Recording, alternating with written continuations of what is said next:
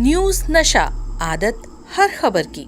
Kannauj Lok Sabha seat से सांसद चुने जाने के बाद समाजवादी पार्टी के मुखिया अखिलेश यादव मंगलवार को करहल विधानसभा सीट और नेता प्रतिपक्ष पद से इस्तीफा दे सकते हैं। सूत्रों के मुताबिक सैफई में पार्टी नेताओं संग हुई बैठक में यह फैसला हुआ है कि अखिलेश यादव लोकसभा में बैठेंगे और यूपी विधानसभा सदस्यता से इस्तीफा देंगे। जानकारी मिल रही है कि आज लखनऊ पहुंचकर करहल विधानसभा के साथ साथ नेता प्रतिपक्ष पद से भी वो इस्तीफा दे सकते हैं। अखिलेश यादव के विधानसभा सीट छोड़ने और नेता प्रतिपक्ष पद से इस्तीफा देने के बाद उनकी जगह उपचुनाव कौन लड़ेगा और कौन सदन में विपक्ष की अगुवाई करेगा, इसको लेकर भी चर्चा शुरू हो गई है। सूत्रों के मुताबिक करहल सीट से यादव परिवार के तेज प्रताप और नेता प्रतिपक्ष के चयन में पीडीए के तहत किसी को जिम्मेदारी मिल सकती है। चर्चा है कि अखिलेश यादव नेता प्रतिपक्ष के लिए 3 नामों पर विचार कर रहे हैं। इनमें शिवपाल यादव, इंद्रजीत सरोज और कमाल फारूकी का नाम आगे है। शिवपाल यादव ओबीसी तो इंद्रजीत सरोज दलित बिरादरी से आते हैं, जबकि कमाल फारूकी अल्पसंख्यक है। कहा जा रहा है कि लोकसभा चुनाव में पीडीए फॉर्मूला हिट रहा, अब अखिलेश उसी को आगे बढ़ाने के मूड में है। आपको बता दें कि लोकसभा चुनाव 2024 में सपा को अप्रत्याशित सफलता हासिल हुई है। यूपी में 37 सीटें जीतने के साथ साथ सपा देश की तीसरी सबसे बड़ी पार्टी बन चुकी है। कांग्रेस के साथ गठबंधन का चुनाव लड़ने का पार्टी को काफी ज्यादा फायदा हुआ है। इसके पीछे सपा की पीडीए पॉलिटिक्स को अहम कारण माना जा रहा है। पीडीए मतलब पिछड़ा, दलित और अल्पसंख्यक वोटरों का साथ। अब सपा की नजर 2027 विधानसभा चुनाव पर है। सपा अध्यक्ष अखिलेश यादव ने जम्मू कश्मीर में तीर्थ यात्रियों पर हुए हमले की कड़ी निंदा की है। उन्होंने कहा कि यह हमला रविवार को ऐसे दिन हुआ जब देश में राजनीतिक रूप से अति संवेदनशील समय था। सुरक्षा प्रबंधन की लापरवाही की वजह से हुए आतंकी हमले में 10 लोगों का निधन दुखद भी है और घोर निंदनीय भी है। मृतकों में अधिकांश उत्तर प्रदेश के हैं। बस के खाई में गिरने की वजह से कई लोग घायल भी हैं। मृतकों के स्वजन को उचित मुआवजा देने के साथ सरकार घायलों को अच्छे से अच्छा उपचार प्रदान करे। जम्मू कश्मीर के रियासी जिले में शिवखोड़ी धाम से दर्शन कर लौटते समय तीर्थ यात्रियों की बस पर आतंकी हमला ने बलरामपुर, गोंडा, मथुरा, मेरठ, वाराणसी और गोरखपुर को हिला दिया। इन जिलों के लोग उस बस में सवार थे। बलरामपुर की रूबी और अनुराग वर्मा घटनास्थल पर ही मौत हो गई, जबकि जिले के 12 लोग घायल हैं। वहीं गोंडा, मथुरा, मेरठ, वाराणसी और गोरखपुर के 19 श्रद्धालु भी घायल हैं। आतंकी हमले में बचे मेरठ के तरुण कुमार प्रजापति व प्रदीप कुमार प्रजापति की आप बीती खौफनाक है। जीवित बचने के लिए वह बाबा शिवखोड़ी और मां वैष्णो देवी की कृपा बता रहे हैं। नेताजी की अनुपस्थित में आपने रिकॉर्ड जीत हासिल की, उनको किस तरीके से याद कर रहे हैं? पहला चुनाव लोकसभा। नेताजी रहते तो हमारे आपके लिए सब के लिए खुशी की बात होती है। अगले जीत का मार्जिन पे बस किसी का नहीं चलता है। लेकिन जहाँ कहीं भी नेताजी रहे होंगे या होंगे, उन्हें अच्छा लग रहा होगा कि समाजवादियों ने आज उत्तर प्रदेश में बहुत सीटें जीती हैं। अखिलेश जी, पीडीए फैक्टर बहुत ज्यादा। आपने पहले दिन से लेकर चुनाव के आखिरी दिन तक पीडीए फैक्टर कहा, आपको लग रहा है वही की फैक्टर भी बना? देखिए, पीडीए की लड़ाई बड़ी है और पीडीए के लिए लोगों को जागरूक करना, पीडीए आंदोलन के लिए लोगों को जोड़ना, पीडीए के तमाम सवाल हैं उनका जवाब सरकार से मांगना। मान लीजिए सबसे प्रतिष्ठित यूनिवर्सिटी जेएनयू है, क्या पीडीए परिवार वहाँ 15% से भी ज्यादा है? क्या 15% से भी ज्यादा है वहाँ पर? मान लीजिए और प्रतिष्ठित इंस्टीट्यूशंस हैं, उसमें पीडीए परिवार के लोग कितने हैं? तो पीडीए की जीत जरूर हुई आज यूपी में, लेकिन पीडीए को लेकर के लड़ाई जो लड़ी जा रही है वो लंबी लड़ाई है।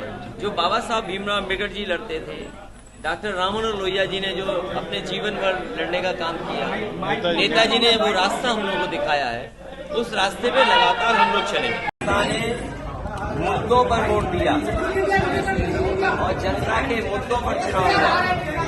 जनता ने अपने मुद्दों पे मतदान किया और भारतीय जनता पार्टी की बड़ी हार उत्तर प्रदेश में हुई है। जहां तक सरकार बनने का ना बनने का है, सरकारें बना करती हैं, सरकारें गिरा करती हैं।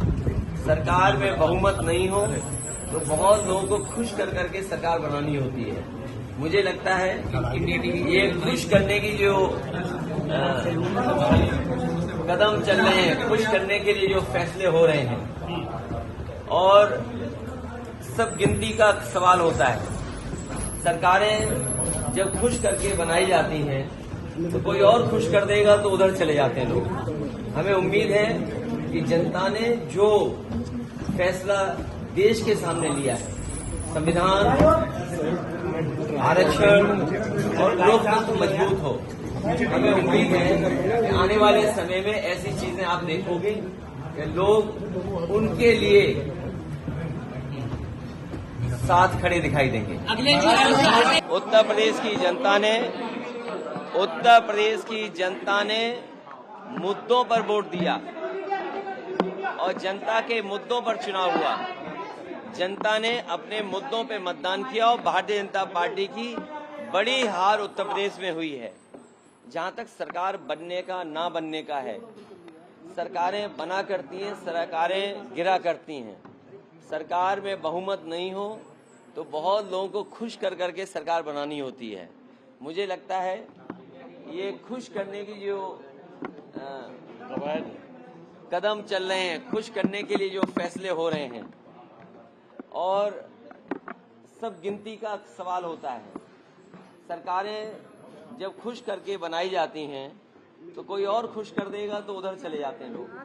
हमें उम्मीद है कि जनता ने जो फैसला देश के सामने लिया है, संविधान, आरक्षण और लोकतंत्र मजबूत हो, हमें उम्मीद है कि आने वाले समय में ऐसी चीजें आप देखोगे कि लोग उनके लिए साथ खड़े दिखाई देंगे।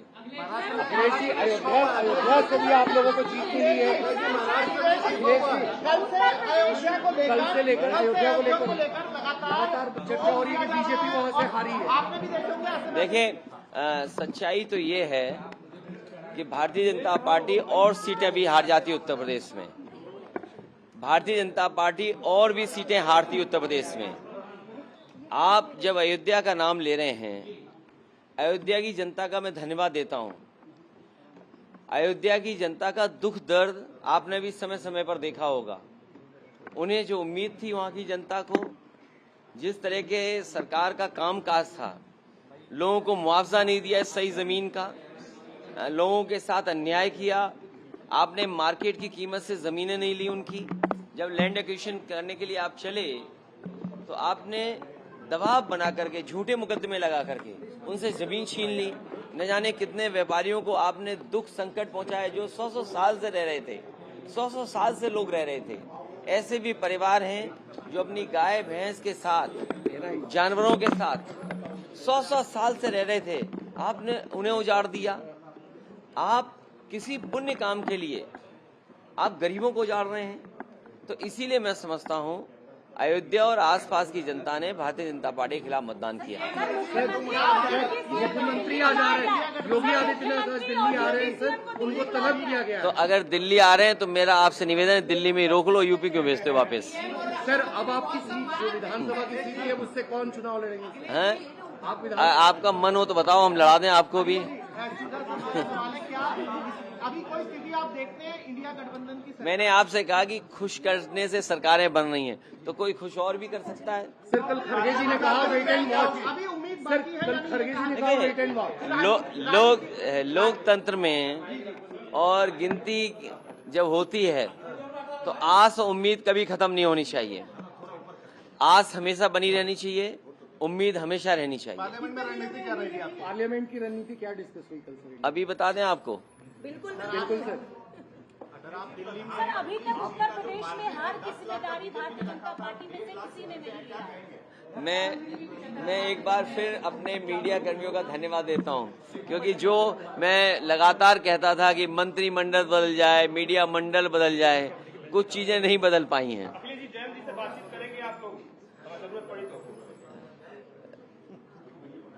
नौकरी का सवाल पे क्या देखते हैं? मैं समझता हूं अग्निवीर व्यवस्था तुरंत खत्म होनी चाहिए। सरकार को स्वीकार करना चाहिए कि उनकी गलती है कि उन्हें अग्निवीर जैसी व्यवस्था नहीं लानी चाहिए। और न केवल अग्निवीर व्यवस्था खत्म होनी चाहिए, बल्कि बहुत से नौजवान जिनको रोजगार नहीं मिल पाया, फौज में जाना चाहते थे, उन्हें उम्र की छूट भी देनी चाहिए। एनडीए सरकार बनाने में लगी है और शपथ 8 तारीख को होने जा रही है। 7 तारीख को राष्ट्रपति ने समय भी दिया है। तो अच्छी बात है, वो तो गिनती है, गिनती जिसके पास होगी राष्ट्रपति उसी को शपथ पे बुलाएंगे, फिर गिनती बदल जाएगी, फिर कोई और शपथ देगा। ये क्या बात हुई? ये तो शपथ चलती रहती हैं। और आप हमसे जुड़े रहने के लिए सब्सक्राइब करें YouTube पर, फॉलो करें Twitter पर और लाइक करें Facebook पर। और ज्यादा जानकारी के लिए आपको टाइप करना होगा सिर्फ न्यूज नशा।